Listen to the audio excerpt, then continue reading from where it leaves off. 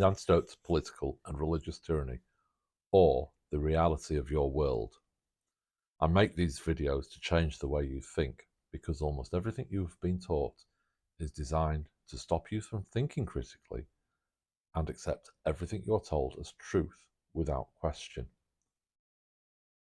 We all strive to be free and sovereign, but many do not know that we already are both free and sovereign. It is impossible for a corporation to be sovereign or free. As we approach the 11th day of the 11th month, we are reminded and think more solemnly about our ancestors that believed they were fighting for our collective freedom. We are taught to ignore the futility of war and not told that only corporations can wage war against other corporations in an effort to control the sovereignty of those that cannot be ruled over, ourselves. We are indoctrinated from birth to accept we have no authority and our government controls our freedom by subverting our constitutional rights and our inalienable rights, such as the right to life, liberty, and the pursuit of happiness. During the so-called First World War, those that tried to exercise their rights were referred to as conscientious objectors. Those that joined and became aware that they were fighting for nobody's freedom were classed as deserters, absent without leave, missing in action, scamps, and bandits. Many of these individuals were sentenced to be shot at dawn by a firing squad, or simply shot by so-called friendly fire, hiding the true scale of the massacre of innocent individuals. It is clear that World War I and World War II were simply mass extinctions of European and associated populations. If you choose not to be slaughtered on the battlefield by the alleged enemy of the state, then the state executes you for dereliction of duty to king and country, neither of which held the right to dictate what your duties were or are, even to this day. From a British perspective, even those that stood against us and with us had all been indoctrinated by their respective governments into believing they were fighting for their freedom and even in the name of God. Nothing, it would seem, was further from the truth, as all those that survived and the citizens they fought for within their respective corporations became more dependent on the regime they found themselves living under. So we all need to understand that we are above these regimes. Our governments tell us that we control them, but their actions suggest that they control us. No physical rebellion or revolution is required. No demonstration on the streets. No violence should be instigated by us. What we need is a revolution in our thinking, greater understanding of how they have manipulated us and our actions to accept this inevitable system of control. It is well known within our community of free thinkers that we have been lied to in an effort to justify their growth in control of us and devalue our tokenized lives.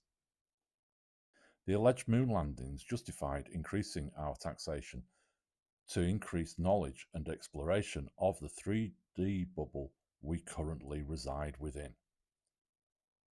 The 9/11 PSYOP justified them taking greater control. This was not an isolated incident, and these PSYOPs continue to manipulate our thinking. The following list of relatively recent events have been cited by many as extreme staged events, with the main participants, be them perpetrator, victim, or witnesses, being paid actors, collaborators, sacrifices, or just to silence dissenting voices. Lockerbie, 1988. The 7/7 bus bombing in London, the Lee Rigby murder, the murder of the following MPs: Erin Eve, Robert Bradford, Sir Anthony Berry, Ian Goh, Joe Cox, David Ames.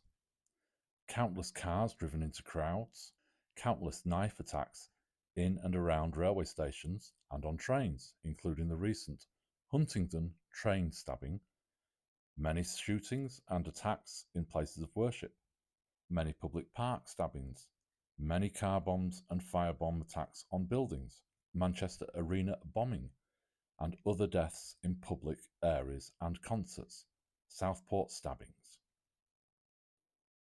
It is suggested that if mainstream media over-publicise an attack, especially if causing government public comment and royal family statements to be made, then these events are being highlighted in an attempt to sway public opinion into accepting a previously unpopular mandate or legislation.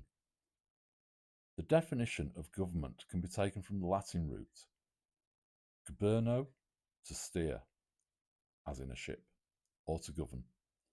Mentis, mind, intellect, reason, judgment, frame of mind, disposition, intention. So the government are there to direct our intentions and intellect, which could be viewed as subverting our inalienable rights of liberty and pursuit of happiness, which in turn becomes high treason. I asked Google for the definition of terrorist. Google's top response was the UK Gov MI5 definition of terrorists use violence and threats of violence to influence the government or an international governmental organisation or to intimidate the public. They do this in pursuit of a political, religious, racial, or ideological cause. So this statement highlights that terrorists is usually directed at governments, with a side note almost that it can be intimidation of the public.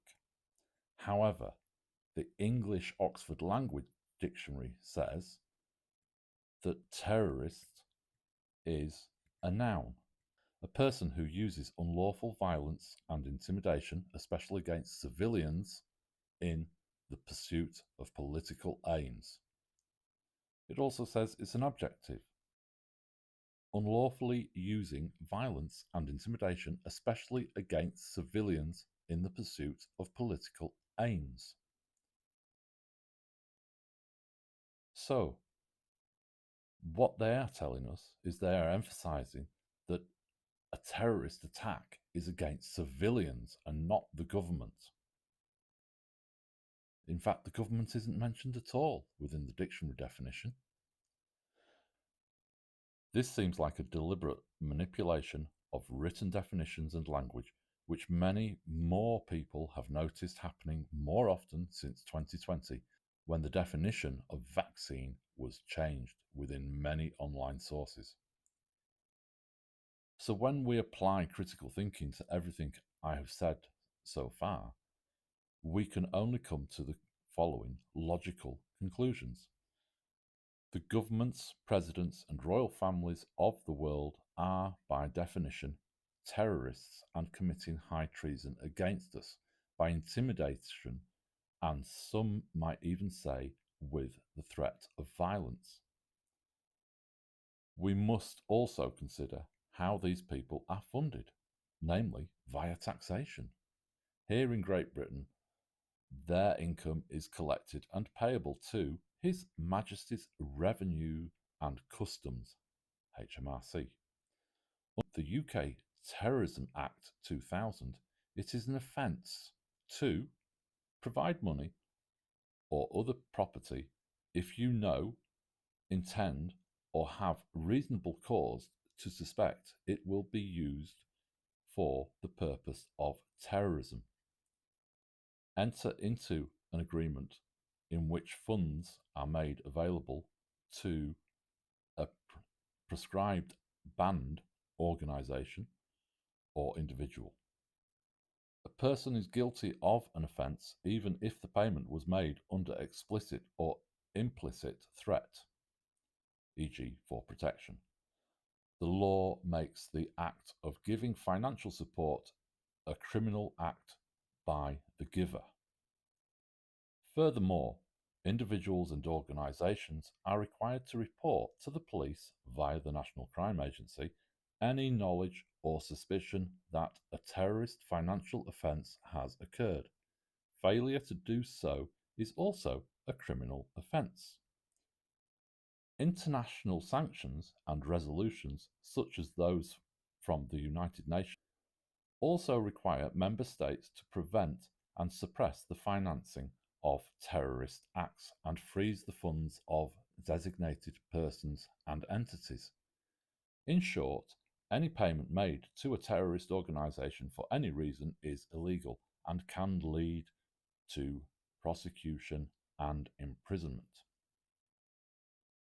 Therefore, we are all committing a criminal act by accepting and paying taxation, which is usually deducted directly from our income, although I personally believe it is the company's payroll department that is the true offender here, as they deduct it before we receive payment, under threat of imprisonment if they fail to comply, which is therefore intimidation and an act of terrorism by a government department acting on behalf of the royal family who claim to be sovereign over us.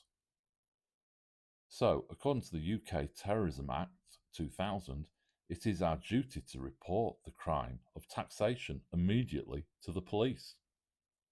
Now, just before I finish this presentation, I recently got stopped for speeding. However, the officers who stopped me and detained me at the side of the road while they filled in their form were actually acting outside of their jurisdiction. They then sent me a conditional offer of fixed penalty, but they incorrectly addressed it.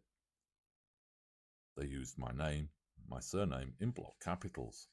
Also, every section of the letter and all the information was within boxes on the page. This actually means that they are not part of the document. So, the document basically shows a logo for North Wales Police, an email address to contact them, my incorrectly identified name, including the word Mr., my address. The rest of it, of that front page, is technically blank. On the reverse of that page is how to accept your conditional offer of fixed penalty. Your fixed penalty notice details. It then gives my name, incorrectly again, the fixed penalty number, the offence code, the offence date. It then says you must pay your fixed penalty and submit your licence details using one of the two options below within the time limits specified in your fixed penalty notice. Note, you must do this regardless of whether you have submitted your licence details to the police/online at a previous stage of the process. Failure to do so may result in your fixed penalty offer being withdrawn and the matter being referred to court. Option 1, payment and driving licence details submission online. There then is a box, which is not part of the document. It then goes on to say option 2, phone or postal payment and driving licence details submission by post. Step 1, make payments using one of the following outlined below, which are in boxes, so they're ignored. Step 2, submit your driving licence details by post to the fixed penalty office. Provide your licence details by completing the driving licence submission form over leaf and send the completed form to the fixed penalty officer address provided. So on page 3, there is another box full of information and details to fill in. And then underneath the box, so obviously everything inside the box is ignored, And then underneath the box, it says, got a query? For queries relating to the offence of the issue of the fixed penalty notice, contact, and it then gives an email address. For license and slash or payment queries, please contact the fixed penalty office by email. And it gives a different email address, quoting your name, address, date of birth, notice number, and your driving license number. Email is the quickest way to get your query answered. Alternatively, you can call the fixed penalty office on 01509 Please note that we cannot accept driving license details by email or over the phone. Data Protection Act 2018, personal data supplied may be held on and slash or verified by reference to information already held on computer. So basically, this piece of paper says nothing other than who it's from and who it's to, which is addressed incorrectly, because it's not me. Because they haven't included my full name, and they've capitalised my surname, and they've called me Mr. So I did respond. Dear sirs, your reference notice number, without prejudice. Thank you for your alleged conditional offer of fixed penalty for contravention of local traffic order dated 29/10/2025. As you are no doubt aware, the driving licence presented fulfills your conditions of acceptance. However, the officers that temporarily detained myself, a sovereign living being, at the side of the road were, I believe, acting outside of their jurisdiction and not upholding the law. All PCN road traffic acts breach my constitutional rights in law. As to the Thornburn versus City of Sunderland states, on the 18th of February 2002, and upheld in the highest court of the land, the House of Lords, on the 15th of July 2002, upheld the ruling by Justice Lord Laws and upheld by Justice Lord Bingham, Scott, and Steen, confirmed the constitutional rights of the people under constitutional law, the common law of the realm of England and Great Britain. Therefore, the council, police, and their representatives are trying to subvert my constitutional rights, which is treason. The Treason Act is still legally in force. If North Wales Police insist on pursuing this unlawful allegation against me, I may be forced to take a counterclaim of high treason against the council and police, in particular against the individual employers and officers. Ignorance of the law of the realm of England is no defence. Therefore, I do not contest the allegation per se, but I do contest its legality and the actions of the detaining officers, council, and North Wales Police, in particular any employee or anyone else, public or private, endorsing and condoning this treasonous action against myself. Please note, I hold no title, Mr., unless the UK Parliament and or the Crown has fraudulently withheld my salaried entitlement. I am not my driving licence. Nor should my name be block capitalised in whole or part, otherwise the liability for this alleged conditional offer is firmly placed with the Crown. Further incorrect addressed correspondence may be lawfully ignored, deemed not legally binding, nor pertaining to myself, opened and examined in detail, and held as evidence against those and their agents committing any and all offences against myself. Furthermore, I would call into question the entire validity and legality of the document mailed to myself, the validity and legality of the signature, the authority of the signature, and the alleged jurisdiction claimed to be represented by it, misrepresentation of authority, along with all the aforementioned breaches of law. I would further suggest that any court willing to uphold your unlawful correspondence and content as a valid legally binding document would, ipso facto, be in breach of their very laws they claim to be upholding, nor do they hold any jurisdiction over any sovereign living being.